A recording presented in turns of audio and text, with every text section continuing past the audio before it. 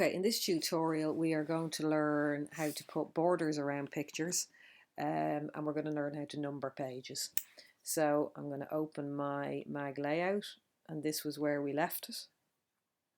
And as you can see, I'm just going to close these down. As you can see, we've got a masthead, a dateline, a price, a headline on the first page. We've also got a double page spread inside with three pictures, different kinds of pictures, some white space, some formatted text in columns, and some captions. And these are basic elements of a magazine page, although they may be put together quite differently from this. Part of the reason I've chosen this style is because it's a fashion publication that I've demonstrated here. If I was doing a publication on computer technology, it wouldn't look anything like this. It all depends on the content and the audience you're going for as to what decisions you make. I chose one with white space as well, so you could see what was going on the page rather than a very cluttered one. So these are all decisions for you to make. So now I want to firstly teach you how to put borders on pictures. Now, quite a lot of publications don't have borders around the pictures. None of these pictures, as you can see when we're in preview mode with the guides off, they're the guides on. As you can see, when we take them off, there's no borders around any of the pictures. They don't have any coloured edges. So we can put some on if we want. And how we do that is we click on the image. And if you go to your right hand panel here, you should see stroke. If you click on stroke, stroke is how we put borders on pictures and around letters too. We might want them around headline letters. We might want them clear inside with just a border around the edge. And this is how we do it.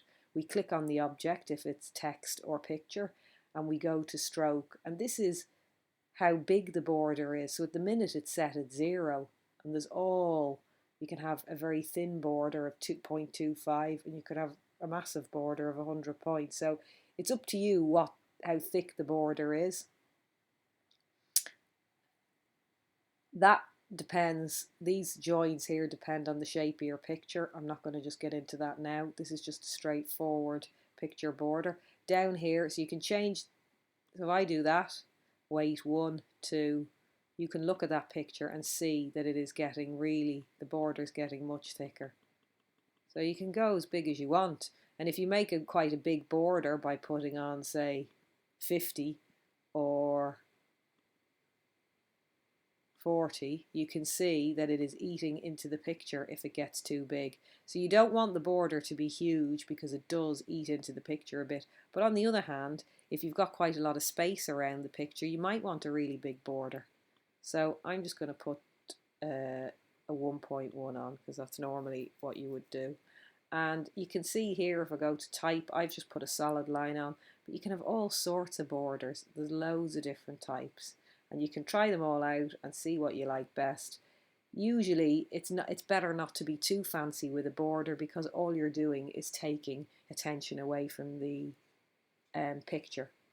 But if you had an infographic or some different type of image which might suit a border, a bit of a fancy border, you might try it then. But on these kind of pictures, which are all about the models and the clothes that they're wearing, I'm not going to distract the reader's attention with a fancy border. So I've got a 1-point border in Noke. I'm just going to, am I on the picture? I am. I've got a 1-point border, and I can also do these kind of things. They can have different, I don't want an end to mine, but I could put any of these on around the border to make arrows around it or bits with squares and things like that. So that's my border. That's its weight, which is 1, and the type, which is a solid 1. If I go to colour, I can change the colour of the border.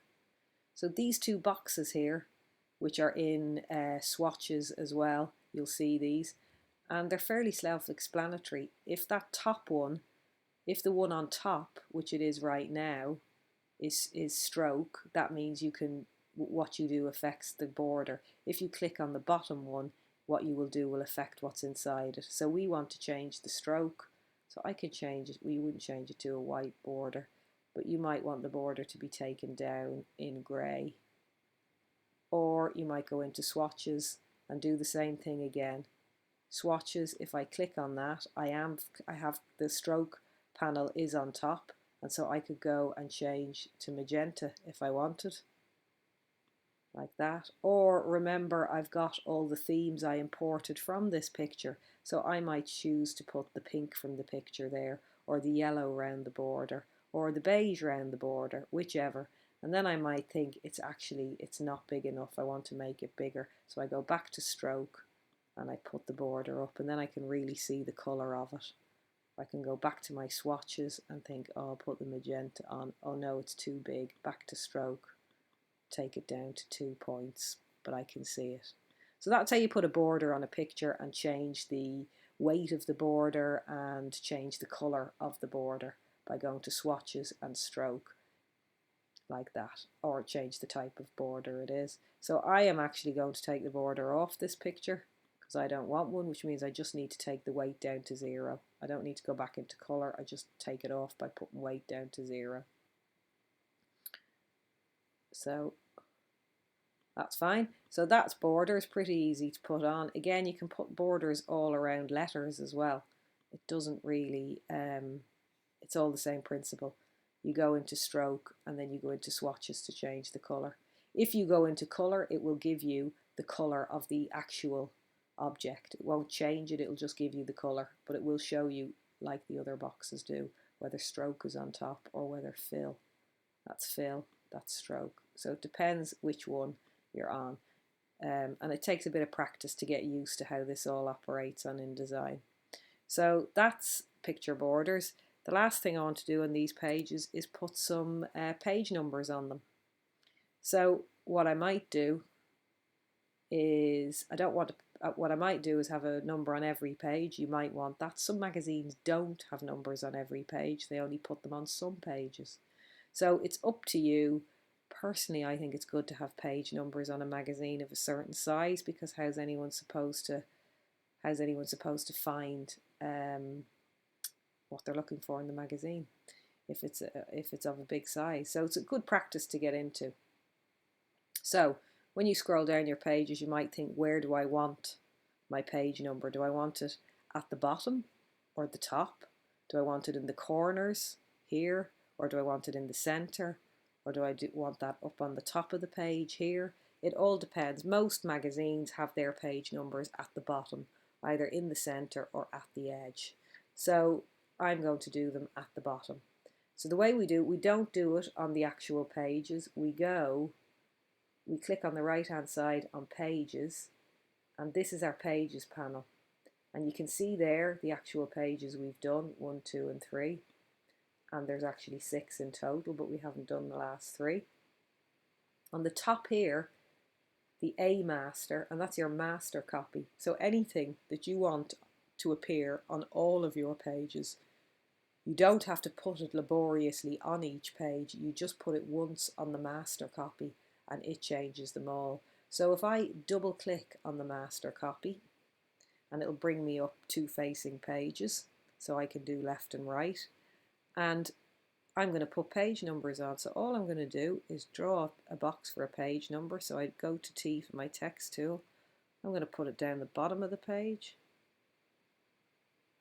like that. And then I am going to go to, where is it now? Type, insert special character, markers, and current page number. Okay, after I've drawn my text box at the bottom of the page on the A master copy, I'm going to go to type, insert special character, markers, current page numbers. And you can see it's put an A in there. It hasn't put a number in. And the reason it's put an A in there is because this is the A master copy.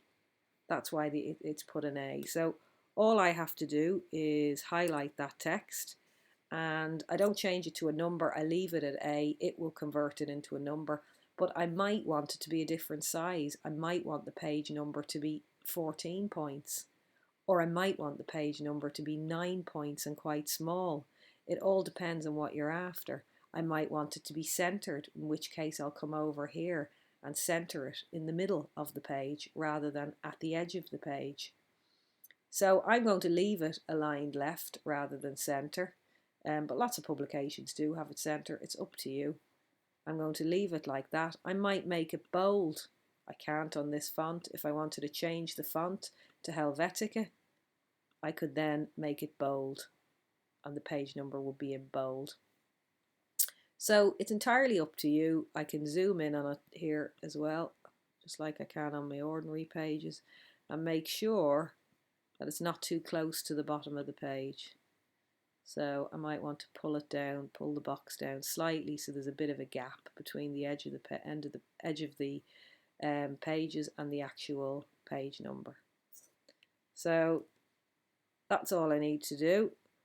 However, I want it to appear on both pages, so what I do is click on my text box and do the same duplication, hold down Alt, click and drag the page over, and this time we highlight the copy on the right hand side of the page, on the right hand side page number, and we align it to the right,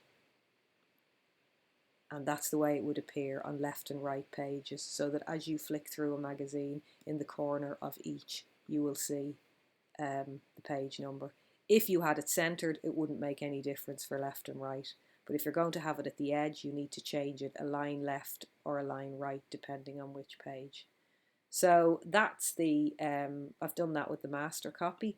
Also, if I wanted, if it was a design of mine, I might want to draw a line at the top of every page.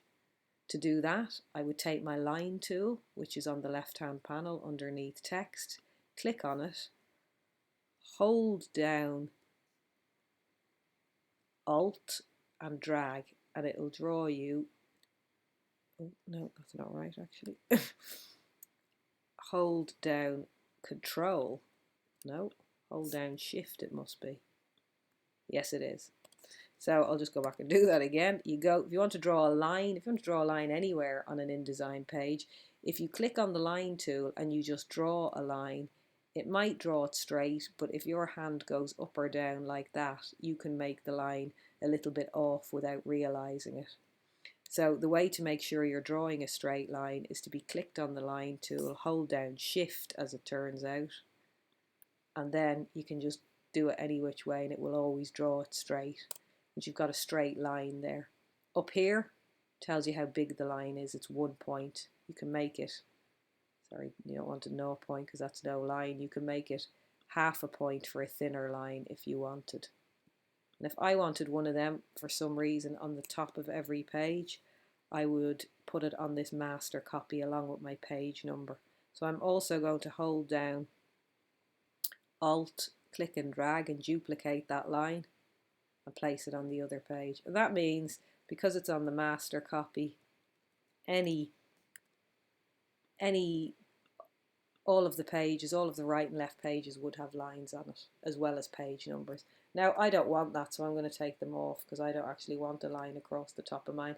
But the point is, any piece of regular, any feature that you want on every page, like a page number or some design feature, you don't laboriously put it on every page, you put it on this master copy, and then you go back to your, if I double click again on my pages and I scroll down like so, you can see now the pages 2 and 3 have got a number on them. Now page 1 has got a number on it, but I can't see it because there's a picture covering it. If I lift this picture up, there should be a number. And there it is, 1. So I don't want the number 1 on the page. It doesn't really matter for this page because the picture is covering it. But the picture might not be, depending on the design of your magazine. And you never want a page number on the first page, just from 2 onwards. You don't want one on the first or the back page because it's plainly obvious that they're the first and the last page. So to take the number off the first one, what I need to do is go up here on my pages to where it says none. There's a blank page. This means it will take off anything on wherever you drag it, it will take off whatever you've applied to the master. So I'm going to drag that on top of my page 1 underneath here and let it go. And that means it should have replaced just the first page with a blank master rather than my A master. So I see my pages 2 and 3 are still on those pages, and if I lift the bottom of this picture up now, the page 1 should be gone, and it is. So that's how you put pages, that's how you put page numbers on. You don't put them actually on the page, you do it through the master copy up here. And then as you continue on, 4 and 5 are numbered and 6 is numbered. And so it will just keep numbering the pages as you add them, and you don't have to think about that. So it's a useful function for putting together any kind of magazine.